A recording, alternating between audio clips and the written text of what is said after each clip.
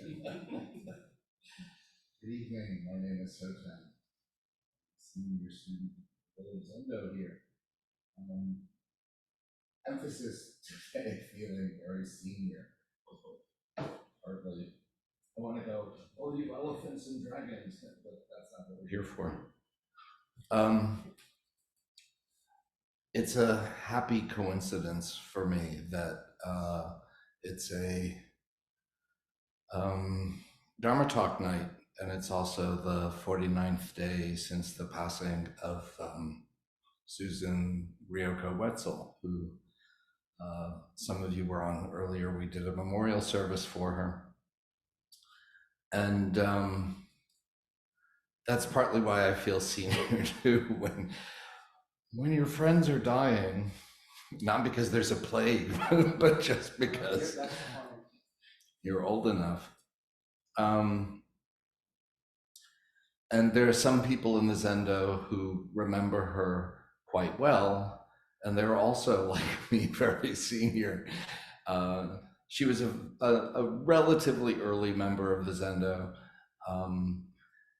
during her, but her presence was extremely vivid.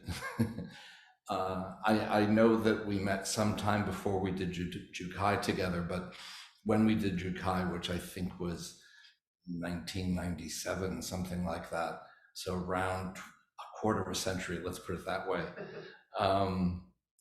I told this story last year. I gave a Dharma talk a year ago on Dharma friends as being part of the Dharma Treasure. And I mentioned this story in there, and I'm going to repeat it now with a little extra thing I found out just a few weeks ago. So she and I did Jukai together, and one word to describe her perhaps was curmudgeon. And she could be quite sharp about things. And during Jukai, there were lots of opportunities for her curmudgeonly behavior to come out, as we would snark about each other, about other people in the group, occasionally about Roshi, but mostly about sewing the damn rakusus, because sewing was not something she did. And sewing was something I did because my father was in the rag business. So I learned how to sew when I was like 4 years old, helping him put buttons on things. And for her, this was just like completely ridiculous. And at the end of our Jukai period, we had received our Dharma names, we had taken on the precepts, and we had one last meeting as a group. This was back in the apartment on Washington Place. And Roshi said, now pick up your rakusus. This isn't the rakusu back then. I lost that one, don't ask. Attentive Zen student. Hint, don't have a silk bag for your rakusu and wear a down jacket with nylon down jacket in winter and carry it under your arm, because you won't know when it disappears. So she said, look at your rakusus and think how this represents your mind as it is now. And I looked at mine, and Ryoko looked at hers, and we looked at each other's. And hers, there wasn't a single right angle in the entire thing. It was just unbelievable. And mine, every angle was perfectly 90 degrees, but the tension in the stitch work was just unbearable to look at. And we were like, okay, we got our work cut out for us. And I saw her rakusu for the first time in a really long time when her siblings, her family, had a memorial for her a few weeks ago. And with her ashes, they set out her rakusu. And so I actually got to see the rakusu I've been talking about for 25 years.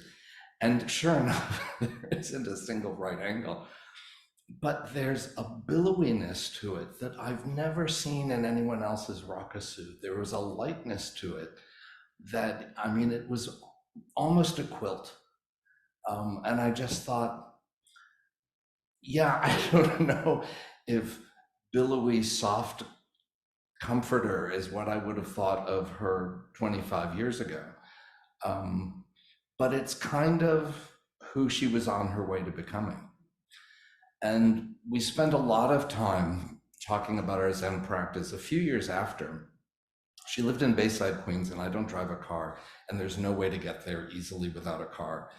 And so I'd never been to her home. And for some reason, finally, I did go to her home, and I walked in, and there were rocks everywhere, crystals, other stuff, weird looking stuff, just rocks, which completely shocked me because I was an insane rock collector when I was a teenager. But I gave it up, as one gives up one's teenage things when one doesn't have the money to go buy rocks and you can't go rock hunting and you've got other things on your mind. Um, but she had all these rocks, and I said, "Where did you get all these rocks?" She goes, "I go to rock shows." And I was like, "Take me." And we've been to 3 rock shows every year since then, until COVID interrupted. The only one we missed was the summer one, which at that point we would go to this one. She would drive, because I couldn't drive, up in Springfield, Massachusetts. So it was like 6 hours of driving to get to this rock show at the Eastern States Exposition. We'd spend the day hunting for rocks. And she stepped in a rabbit hole the night before and sprained her ankle and couldn't go, and made me go. I had to take the train to Springfield, and I had to call her from there to tell her, send her pictures of what I was seeing. And these trips were completely un-Zen-like. It was a full day devoted to avarice and gluttony. It was just attachment. And how did you know that a rock was the right rock? Well, we developed a way to test. If you saw a rock and you wanted to pounce on it, you would sort of walk away, turn. And if 10 feet or so from the table, you were like, "I hope no one else sees that rock before," you'd know that's your rock. We'd come with wads of cash, and there was always a diner we would go to on the way back, and the lid was off. I usually had like mozzarella sticks, not to share, a plate of 12 to myself, grilled cheese sandwich, French fries, black and white cookie, and that was nothing compared to the feast that she would have. And yet, going there and coming back, most of our conversation, when our parents started getting elderly, a lot of our conversation was about that. But other than that, it was about Dharma in one spiritual form or another. And she was incredibly, she was a lawyer, mind like a steel trap, had vast amounts of quotes in various languages, including Latin and Greek, that she would pull out. She would tell me stories about Hasidic masters. And it's just like, I thought that was my job. And one of the things that always came up every trip for a lot of contemplation and discussion,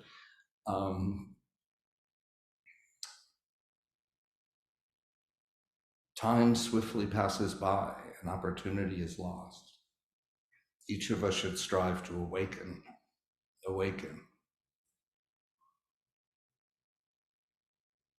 And so we took heed, but not on that day. And part of that day was just, I guess it's a kind of Lenten thing, just let it all go because we're going to get back to it.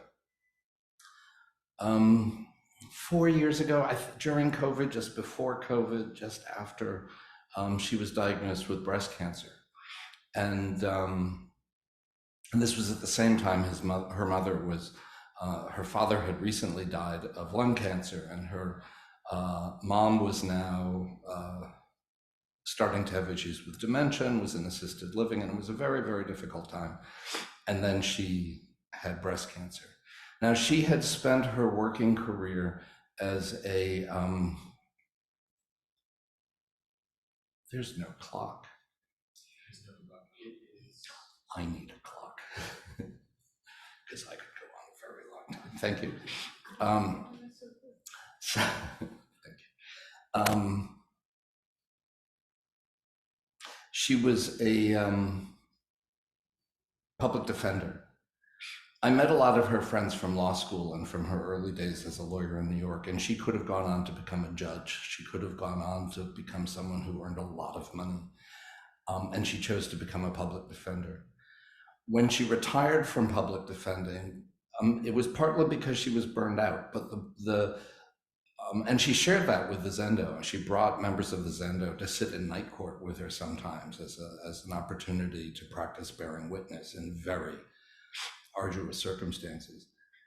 When she did finally decide to retire, it's because um, she had a client who was accused of murder and, if convicted, would be sentenced to life in prison. And she got to know him and his extended family very well, and he was innocent, and she proved it, and he got off. And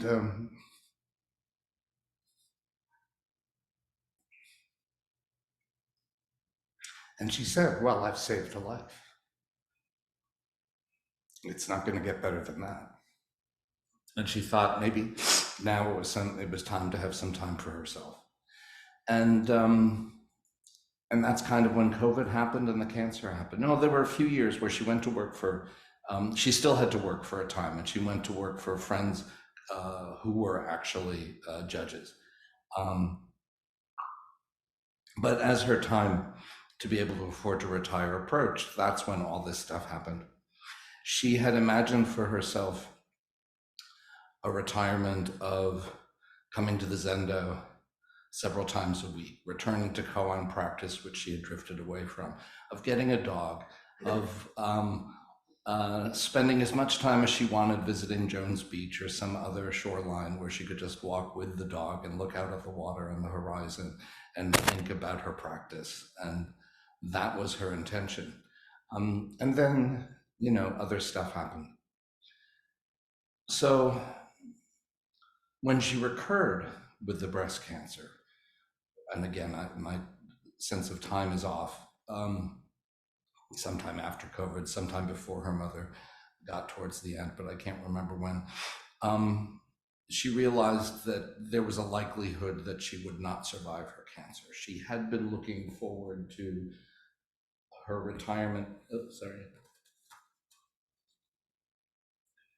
Yeah, I got it. Is that okay? Yeah.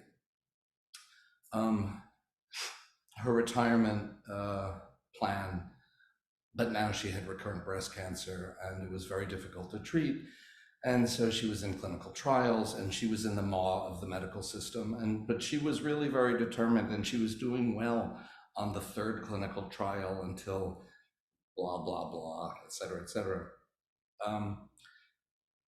When she got the diagnosis, we were talking about how she would approach it. And one of the things we talked about that she already knew, she didn't need me to tell her, was this medieval Jewish tradition that rabbis who would leave what have been referred to as ethical wills, that they might not have a lot of property to dispense with, but they had a lot of wisdom perhaps to dispense with. And they would write their wisdom down to pass on to the next generation. And so she started this. And all these flaps where I thought, oh, I'll find something in here for a Dharma talk. Then I realized she's given you the Dharma talk. I'm not going to read all of these things, but what she did in her exquisite lawyerly handwriting was write out important things to her in terms of spiritual practice, her spiritual practice. It's very varied, though I'd say about half of it is Zen. The other half is pop stars, Latin philosophers, Roman philosophers, you name it. The first one she put in, and I think this was aspirational for this book and for everything that was to come. You ask what progress, this is from Hecatto, who is a Roman philosopher. You ask what progress I have made. I've have begun to be a friend to myself.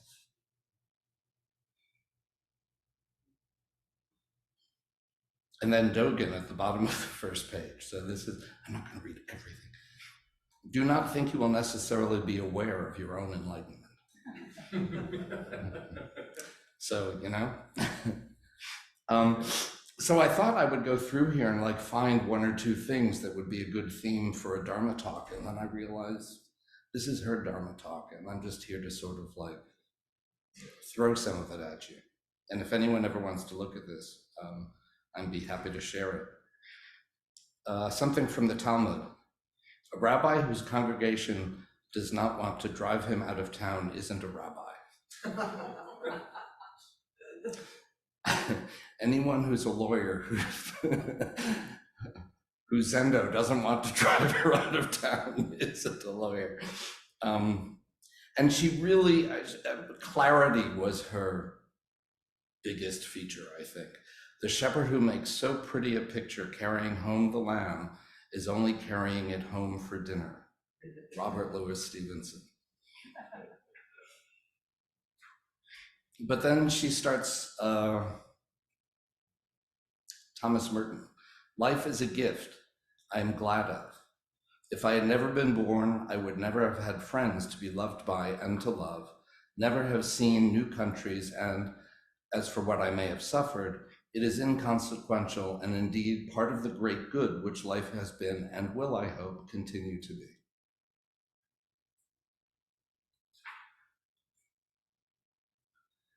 Poet James Langenbach. Our capacity to be overwhelmed by the beautiful survives unlike beauty amidst the harshest distractions. The last time I saw her in person, we spoke on the phone a number of times, but she was in Memorial, had just been diagnosed with a brain met, but was totally fine, felt fine. It was small, it was responding to radiation. And she started talking about why she didn't want to die, because the world was so wonderful. So we talked about this and what it means to have that much attachment. And we started noodling around the 4 vows. That the first vow, sentient beings are numberless, I vow to save them. Well, that's kind of how she lived her life. That was what she did. And the second vow, desires are infinite, are inexhaustible. I vow to put an end to them. Well, that's where she was. And we never thought of the 4 vows as sort of like a barometer for where you are in your practice. And the question kind of was for us that we talked about, could she get to vow 3? Could she get to vow 4 by the time she passed away? I don't know where she was the last few days, but I think she was on to number 3 the last time I spoke to her on the phone, which was a few days before she passed away. Apparently, I think she must have been part of the New York Haiku Kai for a summer, because there's a bunch of haikus from that group. Some of you may remember Dennis Rioto Davidson, scattered in the shrubs unceremoniously, the poison ivy.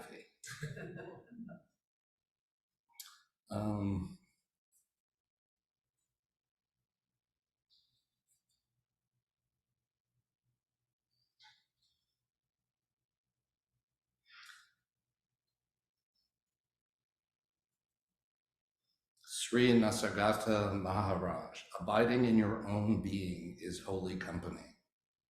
Ryokan, playing ball with the village children this warm, misty spring day, no one wants it to end. Jean Yugetsu Carla Musta, I told you you'd be in here. Where is she? I know she's listening. This dog knows everything, but that differs substantially from what he cares about. Teach me to live that I may dread the grave as little as my bed. I don't know that she got there, but I hope she did. Refused at the inn, but I took this unkindness as a gracious act. Under the hazy evening moon, I slept among blossoms. Isa, all the time I pray to Buddha, I keep on killing mosquitoes. So there's a lot here. I wasn't sure how long I'd keep talking before I got to the book. A lot about illness, clearly her working through what was happening. Nothing in the voice of the cicada intimates how soon it will die, Asha.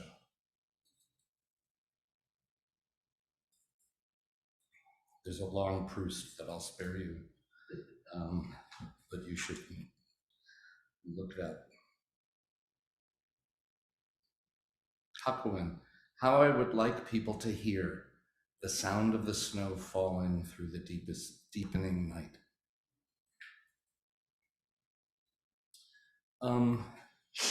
It's interesting on the last page. So every page, it's only written on one side. Maybe because she was like, let's be reasonable here.